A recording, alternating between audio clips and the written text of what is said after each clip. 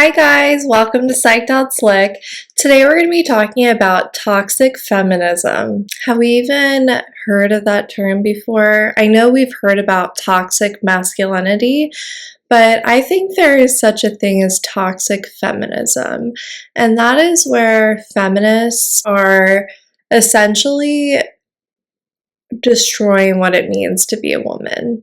Feminists are making women more manly to where they are not needing men in today's society. And we look down on men, or we think that we can do it better than them, when there is a difference between men and female, and it's okay to admit that. I've mentioned this in another video. I think that females need to stop feeling like they're a victim and that the world owes them something, and to start thinking that, hey, being a female is great, and I have a lot of great things that make me who I am that men don't have. But men also have things that women don't have, and that's okay to admit. Yeah, I'm saying it out loud. I think that it's okay to look to a man to support you. I think it's okay to look to a man to take care of you and protect you and keep you safe. I think we need to start normalizing what it means to be a female, and that is different than being a man. Okay? And I think that we need to accept and respect and cherish the female characteristics that we carry and not put ourselves down for those feminist characteristics. We are made to be one. That's why God calls us to marry the opposite sex, because man and woman become one, and that's essentially becoming God's image. Because God's neither male or female, but He is created in our image. I feel like feminists are trying to erase what it means to be a female, and they're just rewriting the narrative so that way that being female is the same thing as being a male, and they think that's equality. And I don't think that's equality. We can look at it as like we have equal rights and abilities to do whatever it is that we want to do, and I think that is what the feminist movement aimed for, and we've reached that. But I think we also need to take a step back and reel ourselves in from this feminist movement and thinking that to be a feminist means I have to be more masculine. I can care about female rights and wanting to have the right to vote, have the right to go to work, and have the right to do all the things that a man can do. But I also think that being a feminist is celebrating what it means to be a female. When I looked on Grok, it says that the stereotype of a feminist are anti-men, unattractive or unkept, bra-burning radical, angry or aggressive, lesbian, man-haters or want to dominate men, victim mentality, dismissive of motherhood, and all feminists think alike. It says that those were the stereotypes of a feminist. And that is the stereotype in my mind, that like a lot of feminists feel like they are anti-men, they don't need men, and because they're equal, they don't need them. And unattractive or unkept, I definitely think that's a stereotype. I think that people in the feminist movement can take care of themselves, but I think that there is a part of people that are part of the feminist movement that purposely try to make themselves unattractive because they don't want men to look at them or objectify them.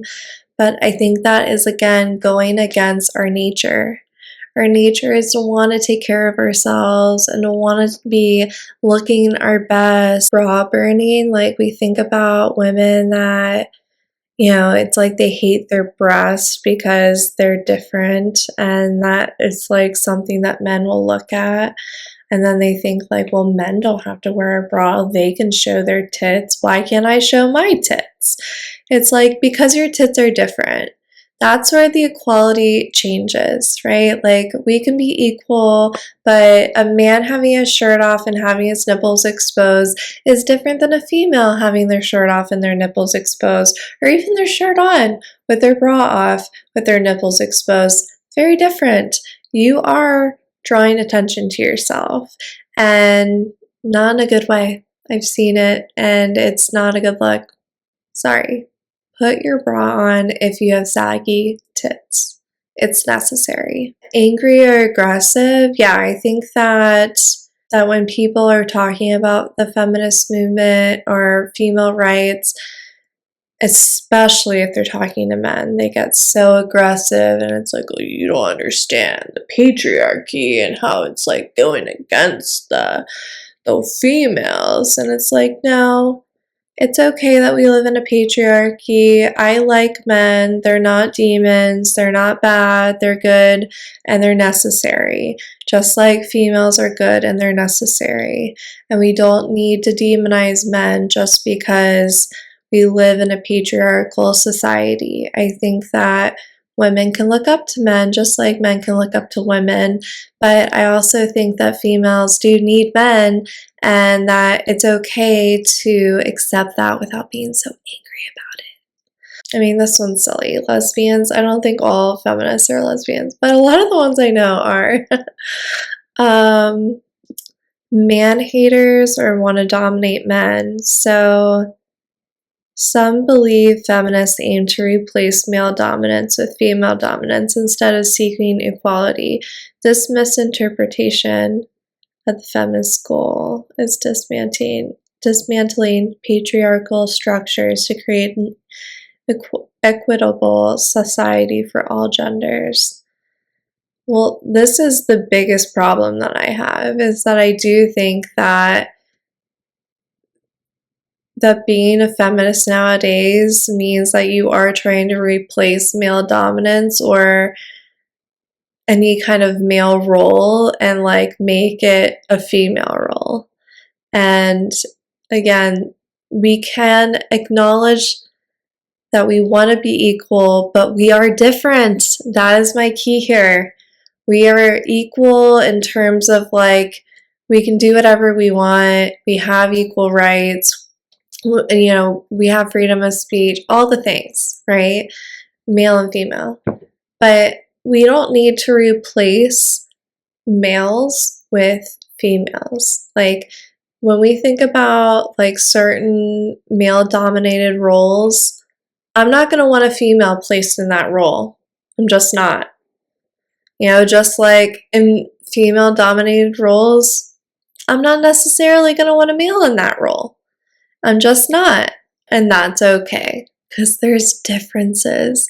Equality doesn't mean the same. We're not the same. We might have equal rights, but we're not the same. We're different. And again, that's okay. Victim mentality. Ugh, I hate this part. Like, we don't need to see ourselves as victims. We've come a long way. We've celebrated a lot of achievements as females. There's no way that today's females feel as oppressed as females in the past. There's just not even a comparison.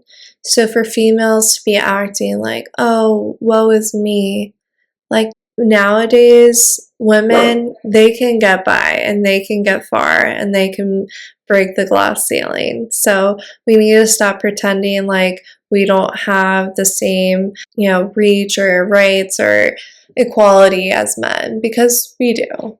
Okay, dismissive of motherhood.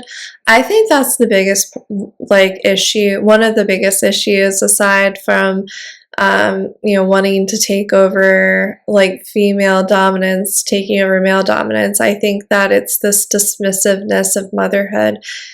That is what we're called for. Men are not going to be the same with their children that women are. Women are going to be more nurturing and caring and, oh, how can I like soothe him and make him feel better? when the dad might be better at other things, like maybe teaching them a sport and, disciplining. But I think that that's okay to acknowledge that. And there's sometimes gonna be roles that maybe the male is gonna want to take on, even though maybe it's not traditionally a man role. That's okay. I mean, I think that traditional gender roles are good. I don't think they're all bad, but I don't think reversing them is all bad either. And that's not what I'm trying to say here. I'm just talking about this extremism when it comes to feminists.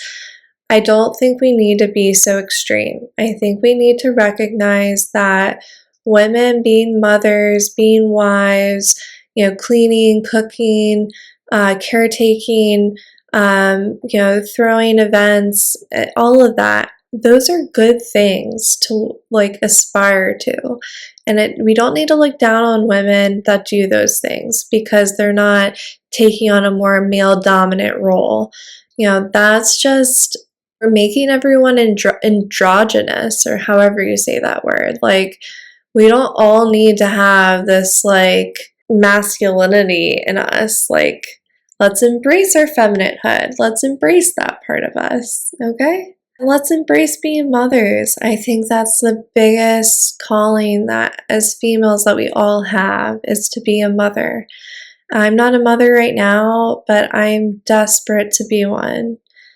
It's been weighing on me that I almost essentially traded in my fertility for my education and career that I now no longer have.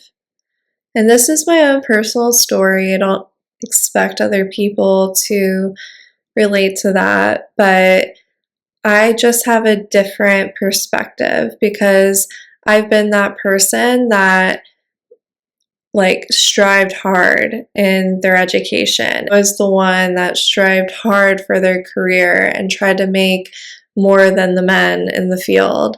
And I was also in a relationship for a really long time, taking for granted our fertility. And now that we're in our 30s, it's becoming scary to think that that might not be a reality for us. That what if we can't have a child and I can't be a mother? That scares me. And I think that a lot of women have been sold this lie, this feminist lie, that going to school and getting a career is going to mean more to you than having a family. That's the lie. I'm not saying that going to school and having a career isn't worth something and something to feel good about and proud of and strive for, but it will never compare to having a family and being able to pass down traditions and seeing, the joy in your family and the connections and the memories that are made. It will never compare. I don't think anyone on their deathbed is like, oh man, I'm so glad I had that job and made all that money. I think they're going to say, wow, I'm so blessed and lucky to have such an amazing family and to have children that I got to raise and pass down my knowledge, my wisdom, and create memories together. Nothing will ever compare to that. So if you're listening to this and you're questioning whether or not, school and your career should be your top priority, I'm not saying it shouldn't, just saying don't take for granted what God has given you, like your fertility, because you won't have it forever. And you might be more fertile earlier on than later in life. You or your husband, fertility issues go on both genders. So I'm just here to say, don't fall for the scam. If you want to have a family, if you want to have a big family, if you want to be a stay-at-home mom or a stay-at-home wife, do it. Talk to your husband about it. figure out a way where maybe you can do, even if you just work part-time, to focus more on like a transition, a smoother transition to you being more at home and taking care of the family. There's nothing wrong with that. There's nothing wrong with that. Why are we paying for other people to take care of our kids so we can go to work and earn an income when we could do that? We could be those people to take care of our kids. Your own parent taking care of their child. Can you imagine that? And yeah, I think that that's going to be a better society of people that turn into adults, or children that turn into adults that are at home with their loving family, rather than a daycare worker that is screaming at them and can't wait to get off work. There's going to be days where moms aren't going to be like, F this, like I wish I could just drop them off anywhere, anytime, and just be, have some alone time. And that's normal too. But I think we need to start shifting our priorities, and that is motherhood. That is being a wife. That is putting your family first. And if you also have really big dreams and aspirations, go for it. But don't put that above your family. It just will never compare. Take it from me. Don't if you don't want to. But I just want to encourage everyone to not just put all your eggs in one basket. Okay? Your career, your schooling will always be there. Your fertility and finding a partner won't. Find a partner young. Grow with them in life. It's the best thing I ever did. I met my husband when I was 20, he was 19, and now I'm 33, he's 32, or sorry, I'm 32, he's 31, and it's so cool to have like grown up together basically. And I think that's the best way to do it, because when you meet someone later in life, you're already used to living a certain way, and trying to bring those lifestyles together can be extremely hard. So if you can, find someone young, be intentional with dating. Don't just put all your energy into school and your career. Put your energy into finding a partner, being a good wife, and having a family, and the rest will come with it. But being a feminist doesn't mean that you have to be a man and do it all by yourself and not need a man. I think we need to redefine what being a feminist is, and that is being a woman, being feminine, being a caretaker, being a wife, being a mother, and putting those things as your priority. I'm telling you, we need to shift our society's priorities and way of life and start to realize that we've been sold a lie. And I'm waking up to that, and I'm hoping I can wake other people up too. So if you liked my conversation today, if you feel like, hey, I've been sold a lie, subscribe, join my conversations. I'd love to hear any feedbacks. Give me a comment, it really helps out my channel. And I hope to see you guys again soon. All right, guys, bye.